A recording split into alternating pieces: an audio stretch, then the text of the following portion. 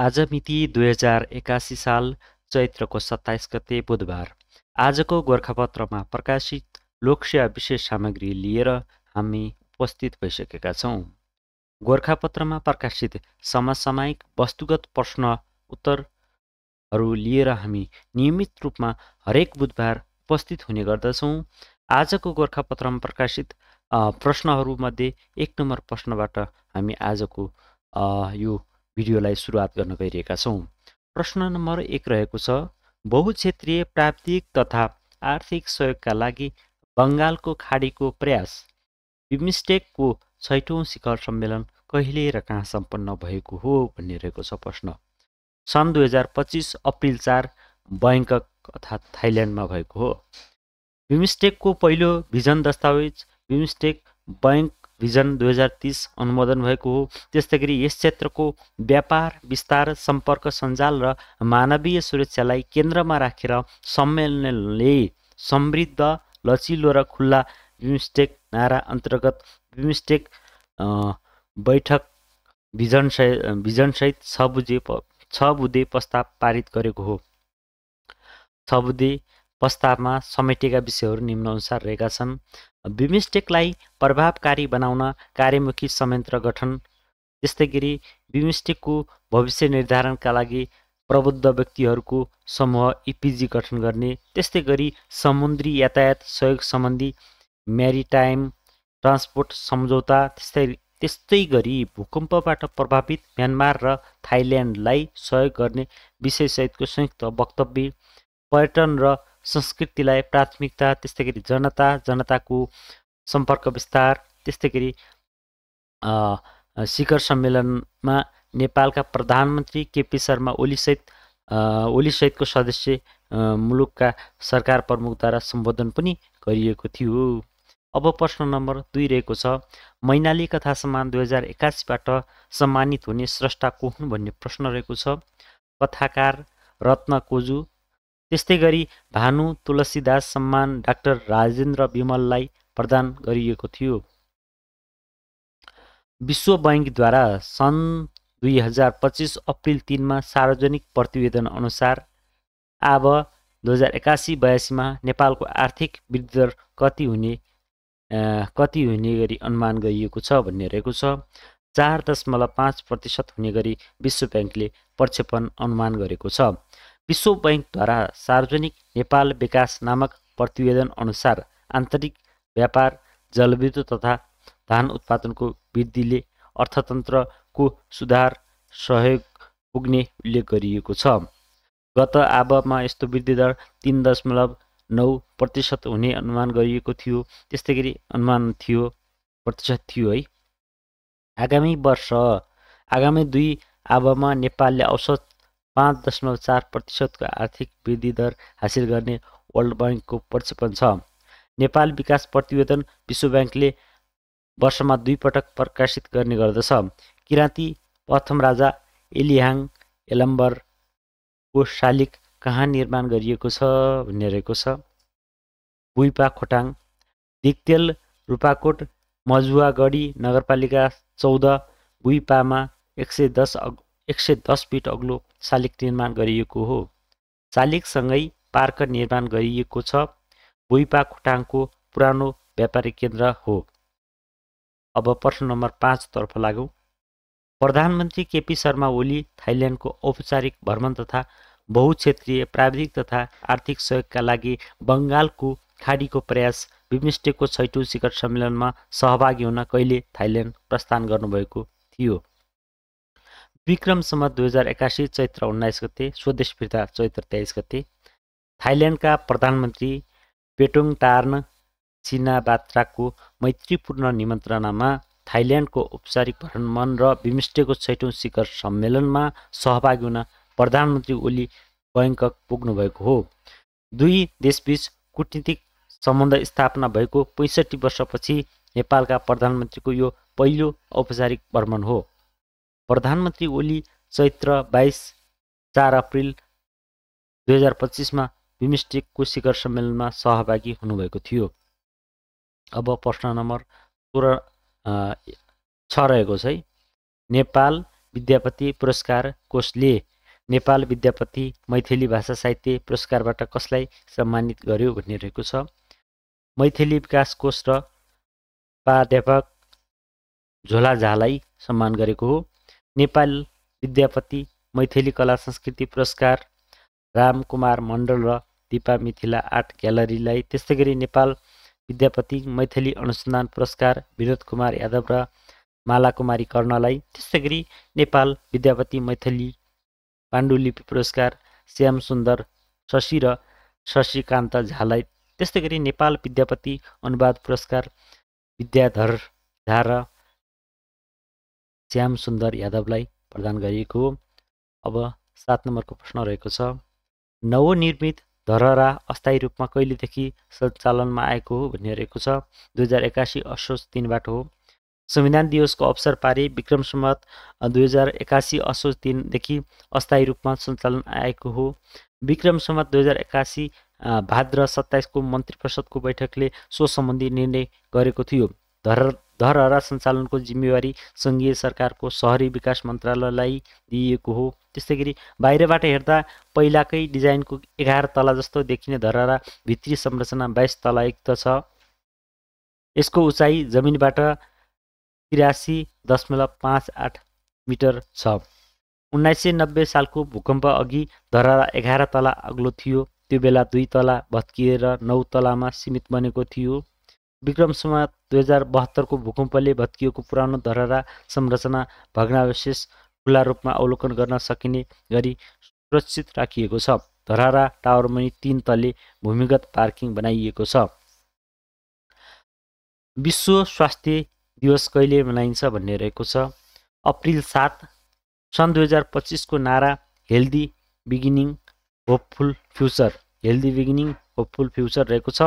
विश्व स्वास्थ्य सङ्गठनद्वारा सन् 1948 मा आयोजित पहिलो विश्व स्वास्थ्य सम्मेलनले सन् 1950 देखि लागू हुने गरी प्रत्येक वर्षको अप्रिल 7 लाई विश्व स्वास्थ्य दिवसका रूपमा मनाउने निर्णय गरेको थियो। सन् 1948 मा विश्व स्वास्थ्य सङ्गठन स्थापना भएको दिन विश्वभर मानिसले सामना गरिरहेको स्वास्थ्य समस्याको बारेमा चेतना जगाउने उद्देश्यका साथ यो दिवस मनाउँदै आइएको छ। नेपाल राष्ट्र ब्याङ्कको काबु गभर्नरको जिम्मेवारी कसलाई दिइयो भन्ने प्रश्न रहेको छ। यो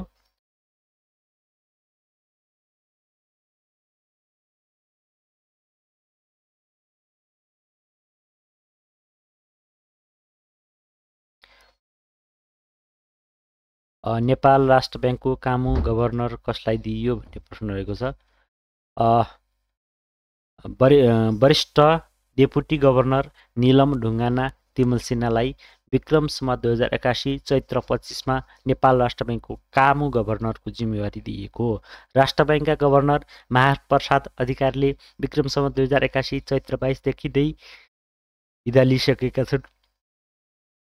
लेखा व्यवसायीहरूको चौथो राष्ट्रिय सम्मेलनका लागि तय गरिएको मिति कुन हो भन्ने रहेको छ। विक्रम सम्वत 2081 चैत्र 26 देखि 27। सम्मेलनको डारा कर र सार्वजनिक वित्तीय व्यवस्थापनको आधुनिकीकरण मार्फत अर्थतन्त्रको रूपान्तरण भन्ने रहेको छ। सम्मेलनमा राष्ट्रिय अन्तर्राष्ट्रिय गरी करिब 1000 जनाको सहभागिता रहेको। 11 नम्बरको प्रश्न रहेको छ। युरोपियन आउटडोर कन्जर्भेसन एसोसिएसन नामक संस्थाले प्रकाशन गरेको सूचीमा उत्कृष्ट 6 मा पर्न सफल नेपाली परियोजना कुन हो भन्ने रहेको छ। नेपाली वन कुकुर संरक्षण परियोजना सन् 2025 मार्च। यो लोपोन्मुख वन कुकुर विश्वमै दुर्लभ मानिन्छ। यसको सङ्ख्या 949 देखि 2215 को बीचमा रहेको अनुमान गरिएको छ। नेपालमा यो प्रजाति कुनै समय अन्नपूर्ण संरक्षण क्षेत्रमा हराएको मानिन्थ्यो।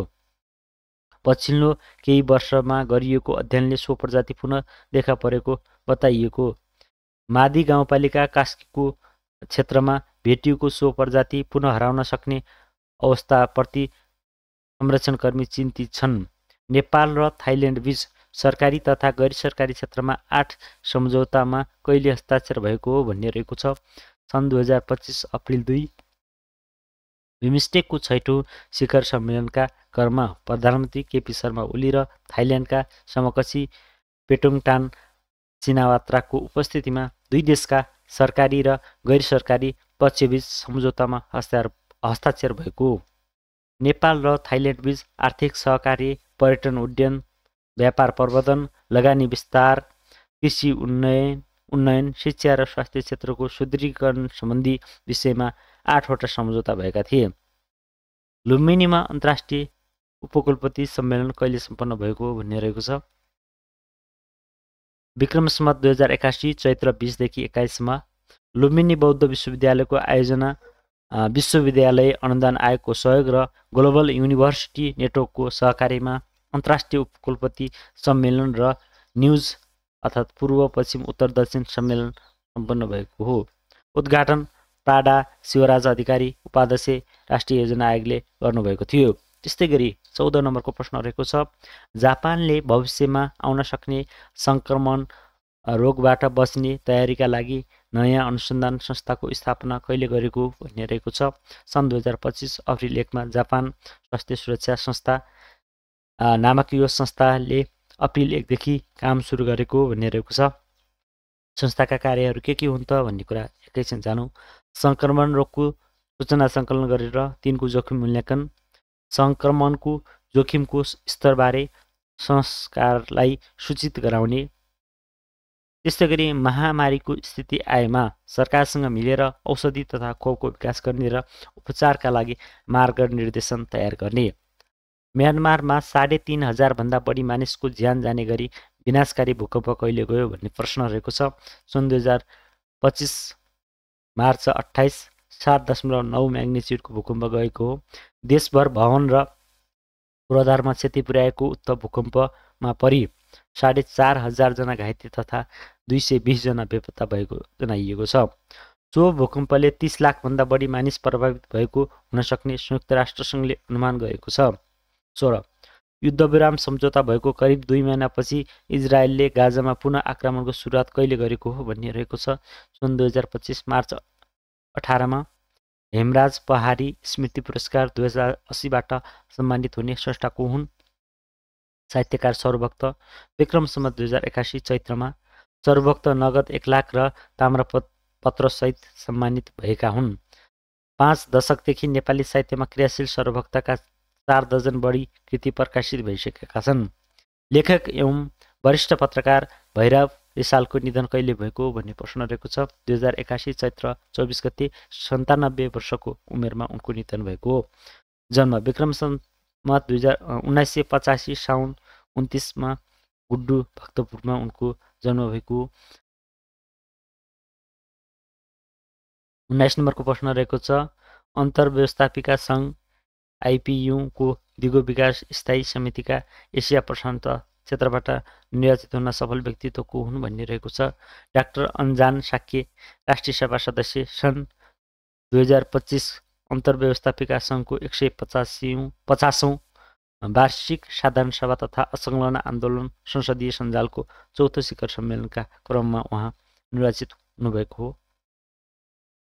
सो सम्मेलन उज्बेकिस्तानको राजधानी तास्केन्टमा सम्पन्न भएको हो। नेपालले पहिलोपटक यो मञ्चमा आफ्नो उपस्थिति जनाएको हो। आजको गोरखापत्रमा प्रकाशित सम्पूर्ण सामग्रीहरू हामीले प्रस्तुत गरेका छौँ। आजको गोरखापत्रमा प्रकाशित सामग्रीहरू कस्तो लाग्यो, हाम्रो यो भिडियो कस्तो लाग्यो, त्यस्तै प्रतिक्रिया दिन नभुल्नुहोला। हामीले नियमित रूपमा हरेक बुधबार गोरखापत्रमा प्रकाशित सामग्रीहरूलाई लिएर भिडियो बनाइरहेका छौँ र यसअघिका हरेक पटकका बुधबार प्रकाशित गोरखापत्रमा प्रकाशित वस्तुगत सामग्रीहरू पनि भिडियो बनाएका छौँ। ती पुराना सामग्रीहरू पनि हेरेर साथ दिनुहोला। हामीले अन्य विषयहरूमा पनि विभिन्न भिडियोहरू बनाएका छौँ, ती भिडियोहरू पनि हेर्नुहोला भन्दै आजको गोरखापत्रमा प्रकाशित यो भिडियो बनाउने श्रृङ्खलालाई यहीँ बिट मार्दै अब आगामी बुधबार भेट हुने बाचासहित आजको यो गोरखापत्र विशेष श्रृङ्खलाबाट बिदा हुन चाहन्छु। हवस् त, धन्यवाद।